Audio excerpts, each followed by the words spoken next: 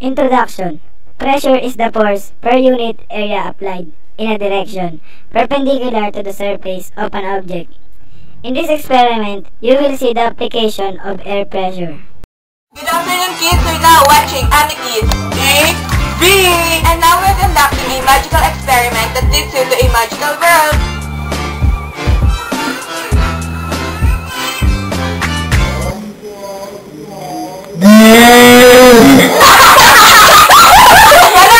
So kids, the first experiment is all about the absorption of juice by the heat. And the materials are candle, bowl, juice, and glass. Hello there, I'm Kuya Tyron, and now we are performing the first experiment.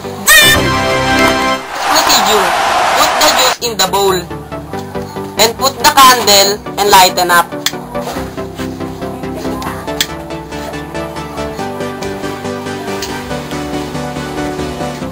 Then, cover it by a glass and see what happens.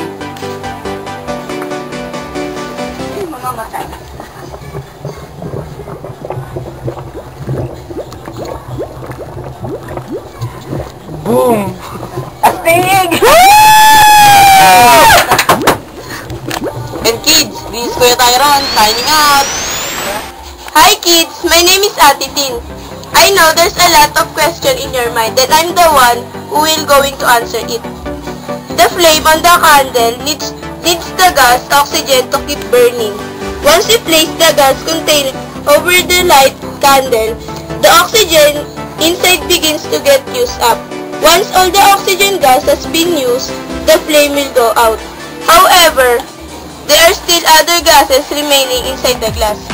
But these gases have lower pressure inside the glass when compared to the higher atmospheric pressure. On the outside of the glass, the higher atmospheric pressure from the outside pushes the water from the plate up and into the glass. Why does the water rises inside where there is a lighted candle?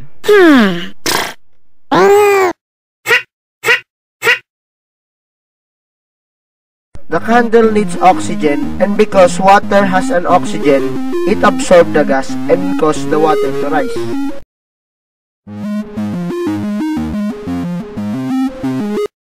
As the glass covers the candle, the water outside goes inside the glass, and the water rises.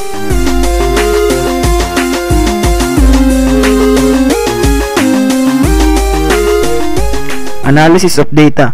Question number 1. What happened to the water as you cover the candle? And the answer is, it rises because of the pressure inside the glass produced by the heat of the candle. Question number 2. Why does the water rises and how does it work? And the answer is, the candle flame heats the air in the glass, and this hot air expands. Some of the expanding air escapes out from under the glass. You might see some bubbles. When the flame goes out, the air in the glass cools down and the cooler air contracts. The cooling air inside of the glass creates a vacuum. This imperfect vacuum is created due to the low pressure inside the glass and the high pressure outside of the glass.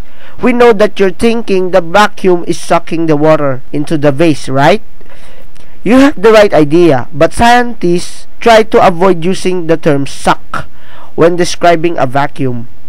Instead, they explain it as gases exerting pressure from an area of high pressure to an area of low pressure. The common misconception regarding this experiment is that the consumption of the oxygen inside of the bottle is also a factor in the water rising. Truth is, there is a possibility that there would be a small rise in the water from the flame burning up oxygen, but it is extremely minor compared to the expansion and contraction of the gases within the bottle. Simply put, the water would rise at the steady rate if the oxygen being consumed were the main contributing factor, rather than experiencing the rapid rise when the flame is extinguished. Question number 3. What is pressure? Pressure is defined as force per unit area. It is usually more convenient to use pressure rather than the force to describe the influence upon the fluid behavior. The standard unit for pressure is the Pascal, which is a Newton per square meter. For an object sitting on a surface, the force pressing on the surface is the weight of the object. But in different orientation, it might have a different area in contact with the surface and therefore exert indifferent pressure. Generalization. I therefore conclude that pressure is inversely proportional to the volume of a gas. And now, we are going to proceed to the another experiment. Back to you, Ate Sheila.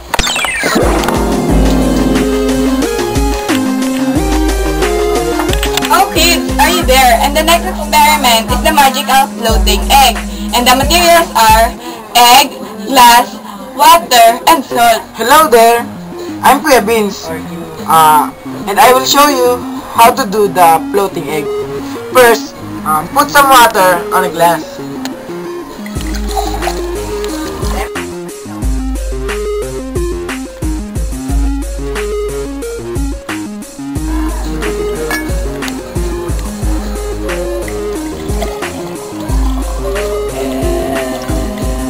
That's it. See what will happen if the egg will... See? The egg sink. And second one, I will add 4 teaspoons of salt on the water. 1, 2, 3, 4. Yeah. I will stir it.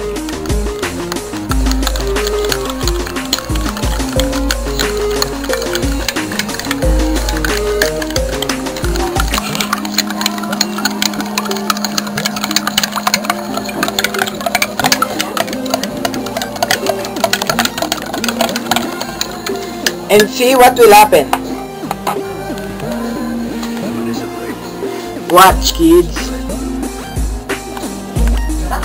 Jan! The egg float. And I will show you some more. 4 teaspoons of salt added in the water.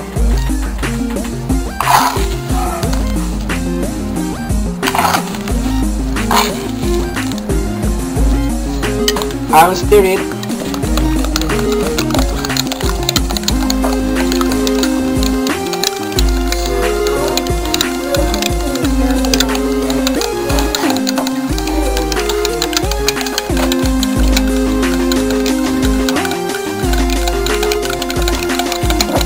See what will happen again. It floats. And the next one is I will lessen the water that has salt on it.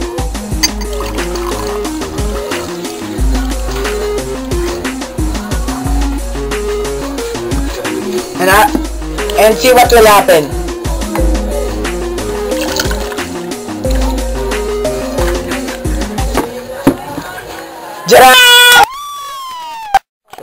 Then again, kids, I'm Kuya Beans, signing off. Good morning, kids. I'm Ate Rod.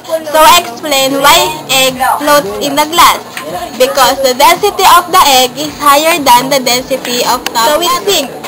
Density, as shown below in equation 1, is the mass of a material per unit volume. Adding salt to the water increases the density of the water because the salt increases the mass without changing the volume very much. With enough added salt, the saltwater solution density is higher than the eggs, and the egg will then float equation 1.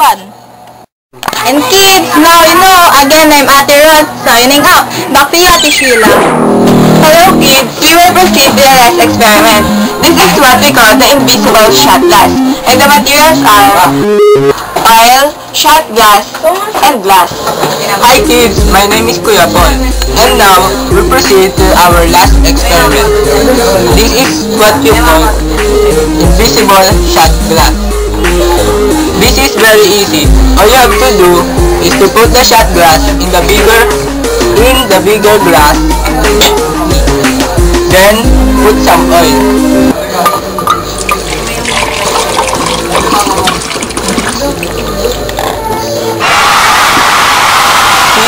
The shot glass is disappeared. And that's it. This is the invisible shot glass. And again, I'm Kuya Paul, signing out. Hi guys, I'm Ate Zoila. I'm here to explain how it appears in the bigger glass one. When light moves from one substance to another, like air into glass, the speed of light changes slightly. This changing speed will cause the light to bend. The bending of light makes the boundary of different substances visible. For example, you can see the light when it is full of water. If the speed of light doesn't change at the boundary, you won't be able to see it. Some cooking oil will let light through with the same speed as glass, so the boundary between the drinking glass cannot be seen. This makes this drinking glass invisible. The amount of speed of light is called the index of refraction, and the bending of light at a boundary is called refraction. And again, I'm Ate Zoila, signing off. Back to you, Ate Sheila. Hi guys!